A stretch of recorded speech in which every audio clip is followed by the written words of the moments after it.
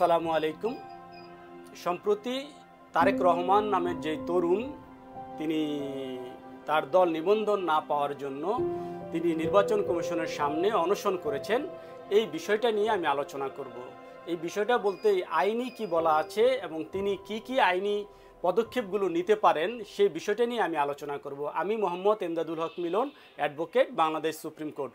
Emdadul law ফার্মের পক্ষ থেকে আপনাদের সকলকে জানাচ্ছি আন্তরিক শুভেচ্ছা এবং অভিনন্দন। মূল আলোচনায় যাওয়ার আগে যারা এখনও আমাদের চ্যানেলটি সাবস্ক্রাইব করেনি তাদেরকে বিনীত অনুরোধ করব আমাদের চ্যানেলটি সাবস্ক্রাইব করে বেল বাটন অন করে পাশে থাকার জন্য। তো আজকের যে বিষয়টা নিয়ে আলোচনা করব, আপনারা দেখেছেন সম্প্রতি সকল মিডিয়াতে যে তারেক রহমান নামের এক যুবক সম্প্রতি নির্বাচন কমিশনের মূল গেটের ফটকে তিনি দাঁড়িয়ে একটা অনশন শুরু করেছেন। তার অনশনের মূল কারণ হলো যে তার দল আম জনতার দলকে রাজনৈতিকভাবে নিবন্ধন দেওয়া হয়নি। তো এইটা কেন দেওয়া হয়নি, এই নিবন্ধন পাওয়ার জন্য তিনি এই নির্বাচন কমিশনার সামনে তিনি একটা অনশন শুরু করেছেন। এবং আপনারা জানেন যে গতকালকেই তিনি তার অনশন ভেঙে হাসপাতালে ভর্তি হয়েছেন এবং নির্বাচন কমিশনার কিন্তু ওনার বিষয়ে একটা মন্তব্য করেছেন। সেটা হলো মন্তব্য করেছেন কি, নির্বাচন কমিশনার সচিব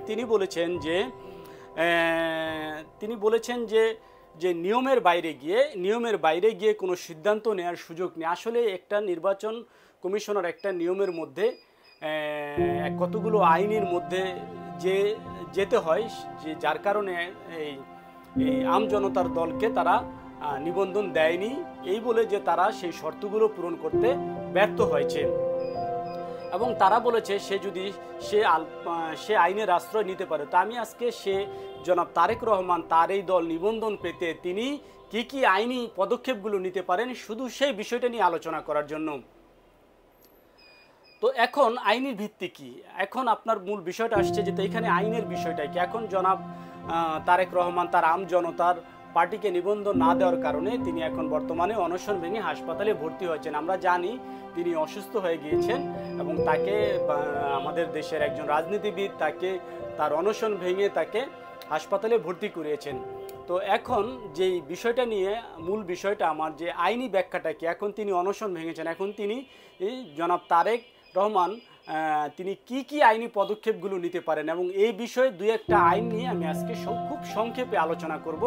যদিও এই বিষয়টা অনেক বড় বিষয়, অনেকগুলো আইনের সমন্বয় গঠিত, তারপর আমি খুব ছোট করে একটা বিষয় যে তিনি এখন কি আইনি পদক্ষেপগুলো নিতে পারেন এই বিষয়টা নিয়ে আমি আলোচনা করব। তো বাংলাদেশে রাজনৈতিক দল নিবন্ধন পেতে তিনি একটা আইন রয়েছেন, সেটা হলো কি গণপ্রতিনিধিত্ব আদেশ 1972 সালের আরপিও অনুচ্ছেদ 90 খ এবং 90 গ ধারা। তো এই ধারায় রাজনৈতিক দলগুলো নিবন্ধন না পেলে তার আপিল ব্যবস্থাকে নিয়ন্ত্রণ করেন। তো এখন জনাব তারেক রহমান কি করতে পারেন তার দলের জন্য? এখন যদি কোনো দলকে যেহেতু আম জনতা পার্টিকে নির্বাচন কমিশনার নিবন্ধন দেয়নি, এখন এই জনাব তারেক সাহেব উনি কি করতে পারেন, তিনি ইসির সিদ্ধান্ত প্রাপ্তির তার এই ইসি যে তার দলকে নিবন্ধন দেয়নি, এই নিবন্ধন না দেওয়ার কারণে তিনি তার দলকে 30 দিনের মধ্যে তিনি একটি আপিল দায়ের করতে পারেন। হ্যাঁ, আপিলের গন্তব্য, এই আপিলটা তিনি কোথায় দায়ের করবেন? এই আপিলটা দায়ের করবেন বাংলাদেশের সর্বোচ্চ আদালত বা হাইকোর্ট বিভাগে। সেটা কিভাবে দায়ের করতে হবে? সেটা রিট আকারে দায়ের করতে হবে। তো এখন এখানে মামলাটা কোন ধারায় হবে? মামলাটা হবে বাংলাদেশের সংবিধানের 102 অনুচ্ছেদের অধীনে এই একটা রিট পিটিশন তিনি হাইকোর্ট বিভাগে দায়ের করতে হবে। অর্থাৎ হলো এই যে ইসির যে সিদ্ধান্ত যে তার দলকে নিবন্ধন দেয়নি, সেই সিদ্ধান্তকে চ্যালেঞ্জ করে সংবিধানের 102 অনুচ্ছেদে তিনি আদালতে একটি রিট দায়ের করতে পারেন। এখন এই রিট দায়ের করলে প্রাথমিক পদক্ষেপ কি? প্রথমে ইসির প্রত্যাখ্যান বা অগ্রাহ্য চিঠির একটি সত্যায়িত অনুলিপি সংগ্রহ করতে। এখন তার দলকে যে নিবন্ধন দেয়নি, সেই নিবন্ধন না দেওয়ার যেই একটা সত্যায়িত অনুলিপি তাকে সংগ্রহ করতে হবে। পরবর্তীতে তিনি কোনো আইনজীবীর মাধ্যমে একটা রিট পিটিশন, যেটাকে আমরা রিট পিটিশনের অনেক বহুল প্রচলিত একটি রিট, ম্যান্ডামাস রিট, তিনি এই হাইকোর্ট ডিভিশনে দাখিল করতে পারেন।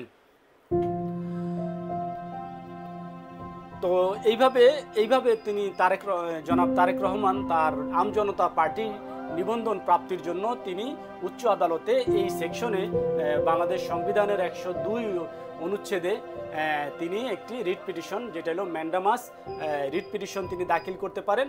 এই ইসির এই না দেয়ার, তার দলকে নিবন্ধন না দেয়ার এই সিদ্ধান্তকে চ্যালেঞ্জ করে তিনি এই উচ্চ আদালতে এই মামলাটা দায়ের করতে পারেন। তারপর আপনারা যদি আরও কোনো কিছু ছোটোখাটো বিষয় জানার ইচ্ছে থাকে আমাদের কমেন্ট বক্সে কমেন্ট করবেন, আমরা পরবর্তীতে আপনাদের এই কমেন্টের উত্তর দিতে চেষ্টা করব। আজকের মতো এখানেই শেষ। সকলেই সুস্থ থাকবেন, ভালো থাকবেন, আল্লাহ হাফেজ।